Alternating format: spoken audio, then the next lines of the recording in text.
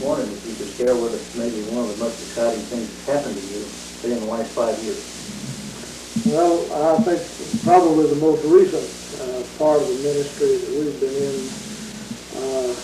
at Bassett through the pastoring of the church has been strictly the pastor, but now we're going to have an opportunity of going into a new area of ministry of writing, publishing some books on the New Testament.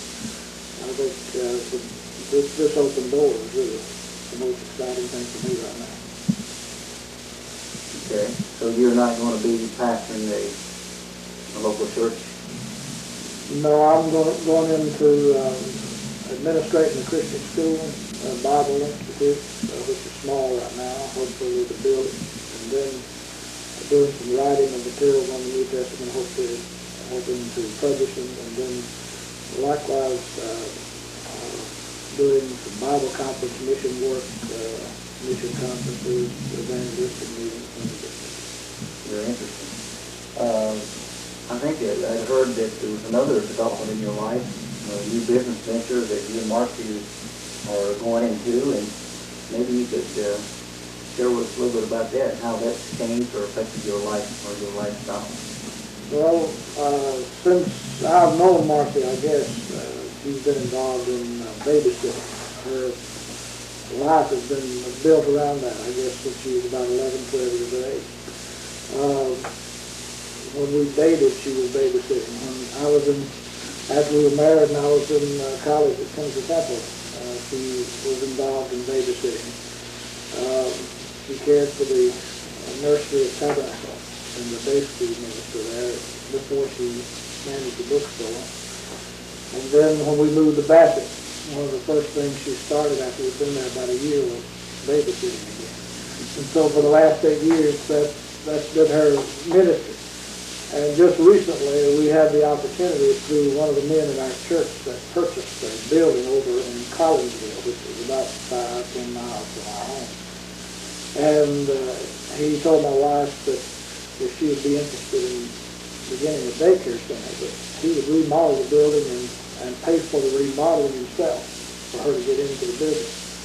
And it just seemed to be a real open door that we couldn't pass up. And so we borrowed some money and invested in the business, and right now we're about halfway to capacity. There's about 25 children in the daycare right now. Hopefully we'll get to capacity by September when school opens. What's the name of this daycare? It's called Building Blocks Daycare Center Incorporated. That's interesting. Who came up with that name? Well, we just researched a few names, wrote a lot of names down, and finally decided on this one. We had considered the idea of a name of Creative Kids, with the K emphasis on the beginning of the word. And that was probably our first choice, but there was some question about the use of that and what we were going into, so we decided on Building Blocks. And how does the babysitting business, what kind of effect does it have on your married life? Well, right now, with just getting the business off the ground and starting, naturally, Marcy is doing what she does with the business, management, caring for the children without any salary. It's demanding a lot of her time in getting the business established, for getting the workers orientated and getting everything organized.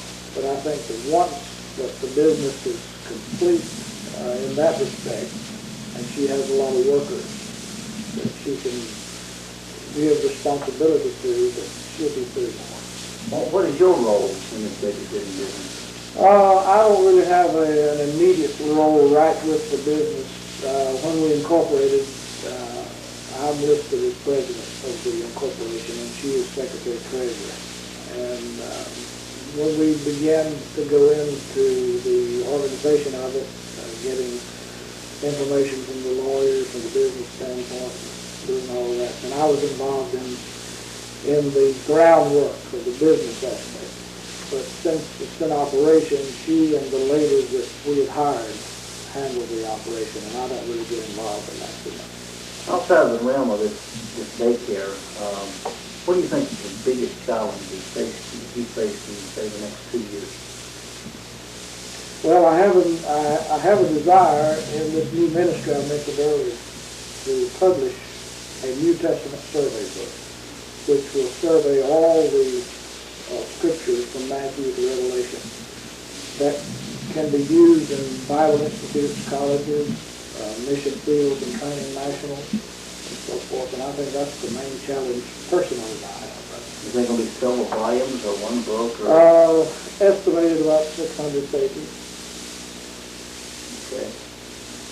Do you have any, so you think that would be involved primary ministerial, do you have any financial goals you're working to achieve, say, in the next couple of years? Well, not really. I'm not into the business necessarily for altogether for financial gain. We're hoping that it will begin to pay for itself and that we'll be able to make a profit. But financially, I'm not what you'd say trying to get ahead in that area. My life is bound up more in the ministry for the Lord than financial aspects. This is an interesting question, and of course I didn't have to think about this myself because of some of the activities my family are involved in, but what is the one activity that you and your family enjoy being involved in together the most? Well, right now there's little activity that we have together. With David now is out on his own and he has a job and thinking about a second employment. Melanie also works part-time and they're in school most of the time, of course, during the school year. Marcy is involved in the daycare and also is a waitress part-time at Western Steer Family Steakhouse there locally. And then I've been involved in the ministry of the church and then in this new ministry. So as far as activities as a family, right presently, we don't have a lot of personal activity with the family. Well, rephrase that. When the children were smaller, what's the activity that you did together that brings fond memories, something you really enjoyed doing? Well, we spent some time together in as far as parks, recreation areas, things of this nature. We did some of that when they were smaller. Right now, with their growing up and assuming some responsibilities on their own, a lot of the activities that maybe we could have did do and could have done when they were younger is not possible now. I understand that. What does Melvin Aiken do for his own relaxation and own leisure time or recreation? Or do you have any? I don't really have a hobby. You go fishing or you go no golfing? No. I'm not a fisherman. I'm not a golfer. I'm not into any kind of sports activities to speak of personally. I don't really have a hobby. I know you read a lot. I read. So maybe there's something outside of that realm. Right, I read some and in the evenings a lot of times watching like I did last night, sports on television, things of that nature, just to relax. That's usually a relaxing time for me when I'm watching TV and sports, some type of game there. I noticed everybody back in this part of the country seems to be big fans of the Atlanta Braves. Yeah.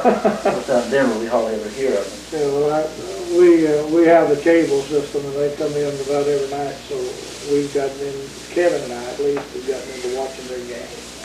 I have another question relates to the family and the wife situation a little bit. Of course, you and I both are outlaws, and we're married to Eshelman. Yeah. My wife's a workaholic, and I think your wife is too. I mean, what do? You have some advice to me? Is there anything we can do to help these ladies slow down a little, or well, we just got to live with the rest of our lives? I think it's something we'll have to live with until they get too old, and then maybe they'll be able to sit down and rock a little bit. But I've been able in the last few years to handle that a little better than I did to start with. First off, it bothered me, but I've gotten to the point that the way I look at Marcia being busy, that's her nature. she's made like that. That's the way she was raised, and her parents are a lot like that. They've always got to be active, doing something all the time, almost every minute of the day. And I've gotten to the point that I'm satisfied to allow that, because if that makes her happy, then that's what makes me happy.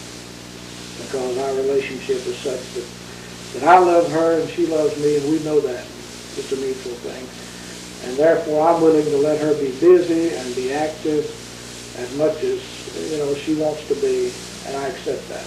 But then I want her to do the same thing for me. If I want to sit down and watch a ball game or just sit and do nothing for a while, I don't want her pressuring me to do anything.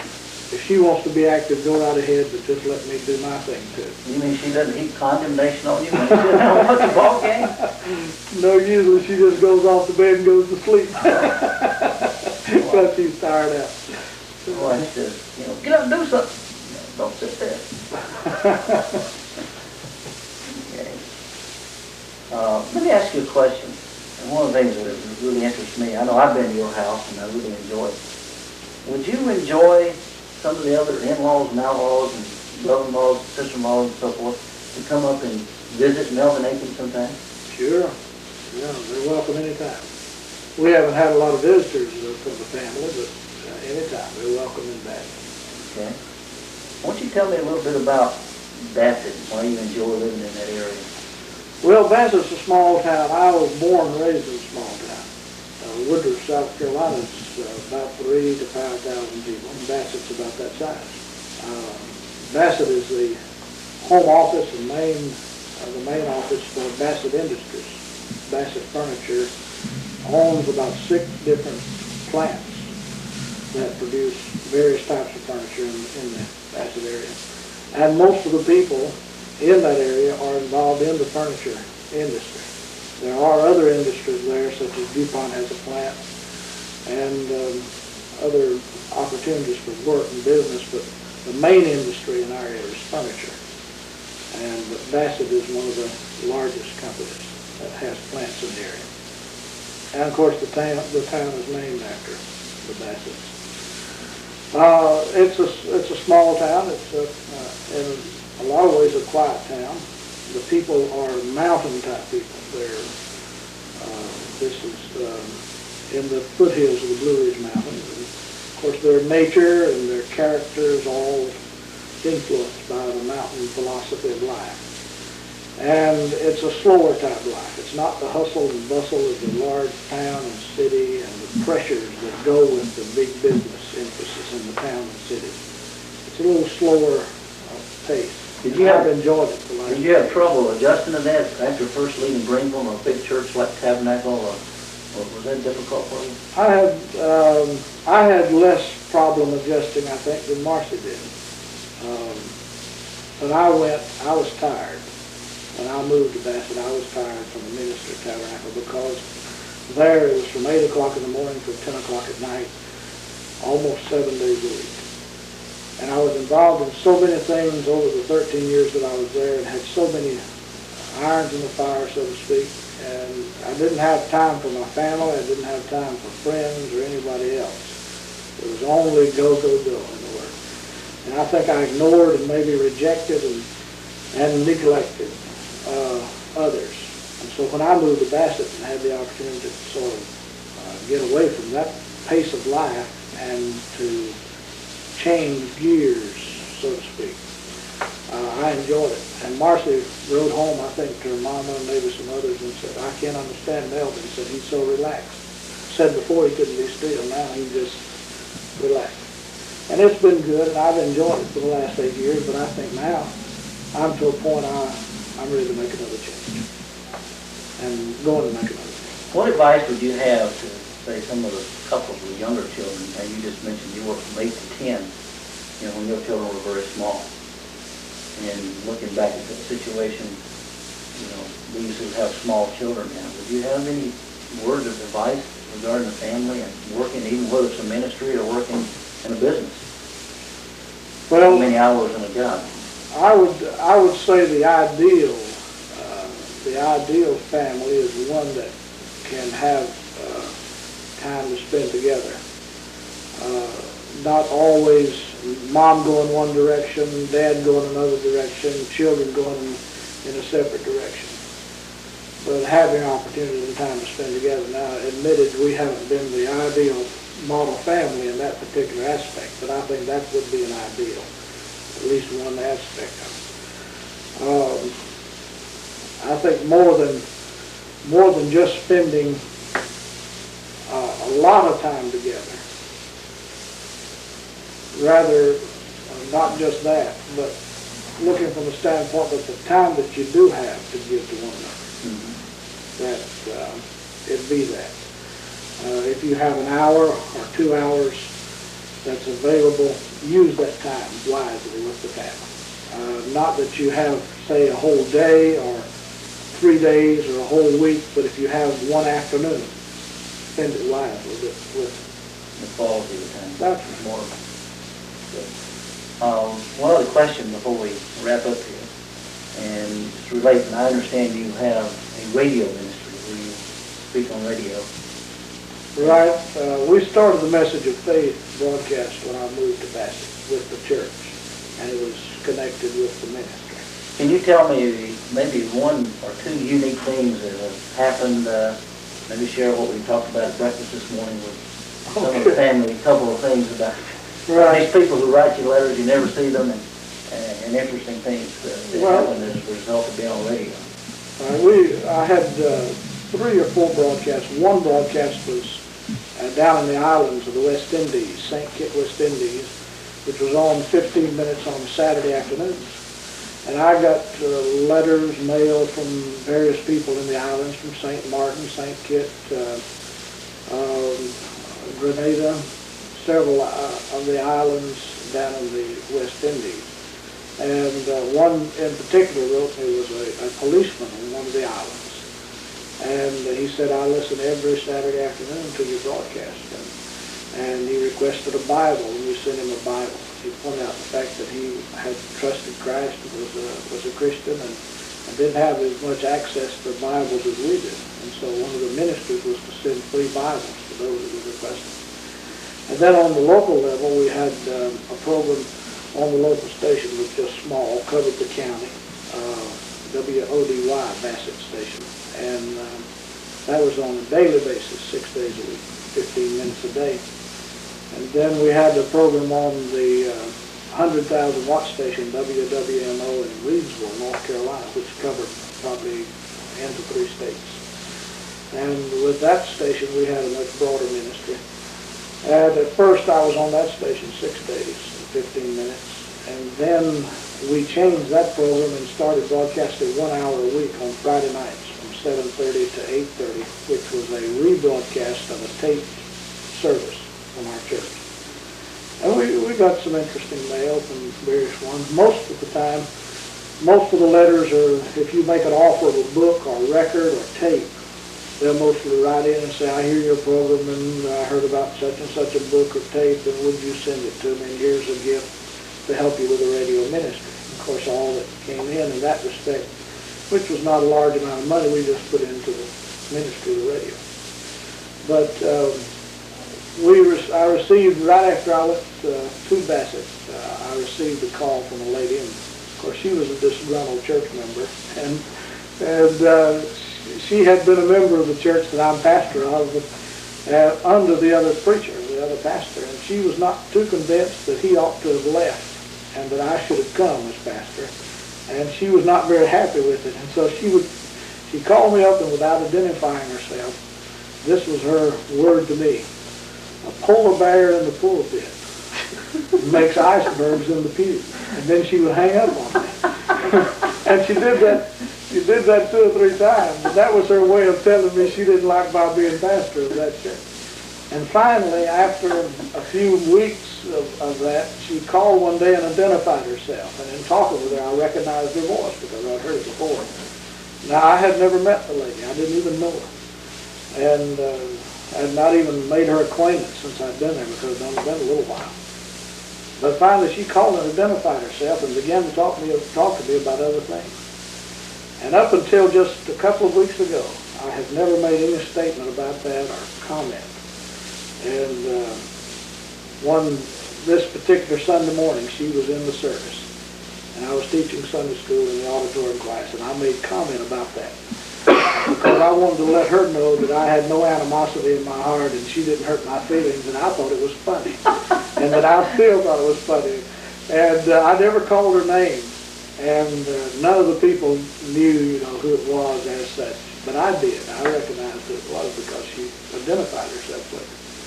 But that was a funny instance. And then several times we've had a lady to call our home that listens to our broadcast on the 100,000 watt station on Friday nights. And she calls and requests prayer for her cats. She lives with her mother, and she has these kittens, and maybe something happens to the cat that's not exactly right, or maybe she has fear that the cat's being hurt or something. She'll call and ask prayer. And just, I'd say maybe a month ago she called, and she's called me Brother Aiken. And she said, I want you to pray for so-and-so. And it was a cat. It was the name of the cat. I forget the cat's name. But she said, I think he's having convulsions. And that I called you back several months ago and asked you to pray for her. And she named another cat and said, you prayed and said the Lord healed that cat, and said, I'm just so appreciative, and said, I just believe if you'll pray and ask God that God will heal this cat too, And I didn't want to laugh. It was funny in a sense, but I didn't want to laugh because the lady was so serious. I mean, she was very serious about this thing. And she really believed that God was concerned enough about her cat to heal that cat for her. And she said, I'll tell you, if you pray and this cat gets healed, said, I'll send you $5 on the broadcast. And I didn't have the nerve. And she said, she told me that I prayed once before and the cat was healed. I didn't have the nerve, the brass to tell her that I really didn't pray for that cat. But all kinds of things. And then, of course, you get some very serious letters. I got one letter from a 17-year-old girl down in the islands a few